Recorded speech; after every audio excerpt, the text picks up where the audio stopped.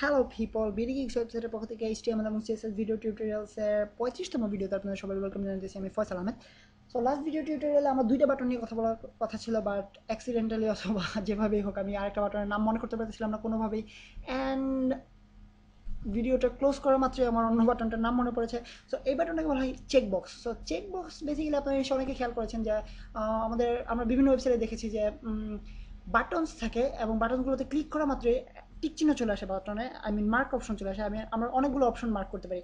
যেমন ধরা যাক আমরা একটা ওয়েবসাইট তৈরি করতে যাচ্ছি, যেখানে ধরা যাক আমাদের এই ওয়েবসাইটে যেখানে আমরা মেলদের জন্য একটা সেকশন এবং ফিমেলদের জন্য একটা আলাদা সেকশন তৈরি করতে যাচ্ছি। তো সেই ক্ষেত্রে ধরা যাক মেলদের সেকশনে প্যান্টস আছে, শার্টস আছে, শুজ আছে, যেগুলো সব শুধুমাত্র মেলদের জন্য, ফিমেলদের জন্য না। দেন আমাদের ফিমেলদের ওয়েবসাইটে কী কী আছে আপনারা নিশ্চয়ই গেস করতে পারতেছেন। আই মিন এটা লিস্ট তৈরি করতে গেলে মোটামুটি আজকে রাত চলে যাবে।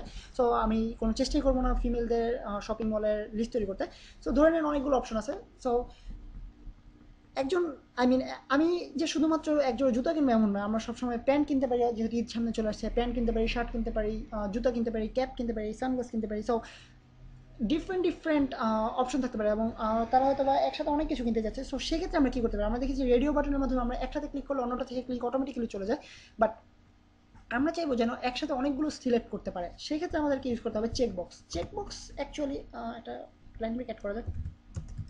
চেকবক্স জিনিসটা অ্যাকচুয়ালি আপনারা সবাই নিশ্চয়ই অনেকখানি পরিচিত এটার সাথে, বাট কীভাবে তৈরি করতে হয় সেটা আজকে আমরা শিখবো। ধরা যাক আমাদের P your items are below, or your items are shown below. So p br, so ধরা যাক আমাদের অনেকগুলো ইয়ে আছে, যেহেতু আমরা আপুদের শপিং মলের লিস্টে যেতে চাচ্ছি না, কারণ সেটা করতে হলে আজকে সারা চলে যাবে।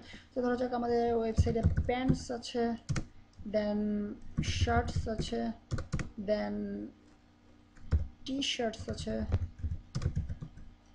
দেন সানগ্লাস,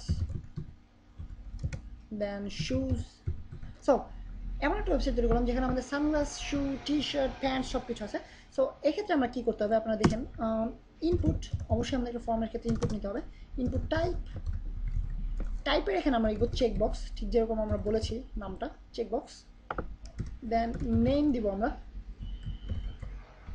নেমটা আমাদের একই থাকতে হবে, যেহেতু সব কিছু আমাদের বেসিক্যালি ড্রেসেস অথবা ড্রেস আপ অথবা ড্রেস আপ বলা যেতে পারে, ড্রেস। সো দেন আমরা লিখব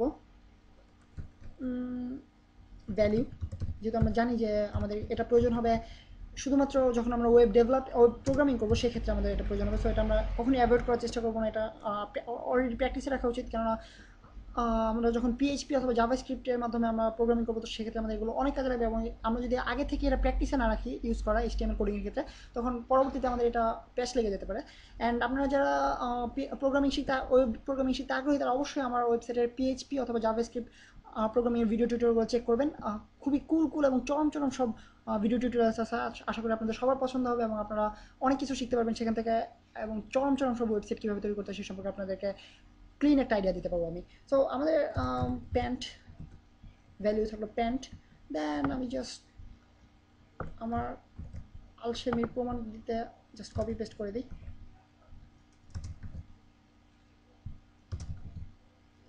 অ্যান্ড কপি পেস্ট। সো সব কিছু একই থাকবে, জাস্ট আমরা ভ্যালিউগুলো চেঞ্জ করবো।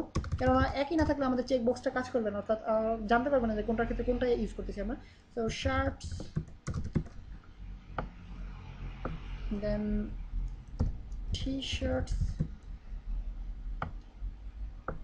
দেন sunglass, at last shoes. So পেজটাকে যদি সেভ করি অ্যান্ড রিলোড করি, আপনারা দেখতে পারবেন সো আপনারা দেখতে পাচ্ছেন এখানে আলাদা আলাদা অপশনগুলো আমরা পেয়ে গেছি। সো এখন আমরা জাস্ট রেডিও বাটনের ক্ষেত্রে আপনারা খেয়াল করেছেন যে একটা ক্লিক করে অন্যটার ক্লিকটা অটোমেটিক্যালি চলে যায়। সো আমরা যেগুলো একটা ক্লিক করতে পারবো, বাট এই ক্ষেত্রে আপনারা দেখতে পারবেন আমরা অনেকগুলো ক্লিক করতে পারতেছি একসাথে, সবগুলো সিলেক্ট করতে পারি ইচ্ছে করলে, অথবা আমরা চাইলে সানগ্লাসেস বাদ দিতে পারি, অথবা টি শার্টস বাদ দিতে পারি, অথবা শার্টস বাদ দিতে পারি, অথবা প্যান্ট বাদ দিতে পারি। সো এইভাবে আমরা আমাদের পছন্দ মতো আইটেমগুলো পিক আপ করতে পারি এবং ইচ্ছে করলে অনেকগুলো একসাথে চুজ করতে পারি, আবার শুধুমাত্র একটাও চুজ করতে পারি। সো এটা হচ্ছে আমাদের চেক বক্স।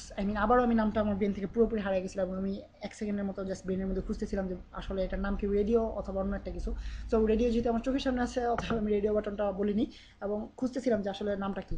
সো এটা হচ্ছে আমাদের চেক বক্সেস। অ্যান্ড আপনারা অনেক ওয়েবসাইটে নিশ্চয়ই খেয়াল করে থাকবেন যে এই জিনিসগুলো ইউজ করা হয়, radio button, check boxes, user name. So আজকের ভিডিও টিউটোরিয়াল বেসিক্যালি এই পর্যন্ত, এবং আপনারা নিশ্চয়ই ফর্মস ইউজ করা শিখলেন এবং ইনপুটসের মাধ্যমে কীভাবে আমরা বিভিন্ন বাটন ইউজ করতে পারি সে সম্পর্কে আইডিয়া নিলেন। এবং এই ভিডিও টিউটোরিয়ালে আরও অনেক ফর্ম সম্পর্কে আপনাদের সাথে কথা বলা হবে। সেই পর্যন্ত সাইন অফ করতেছি আমি, Faisal Ahmed from BD gigs.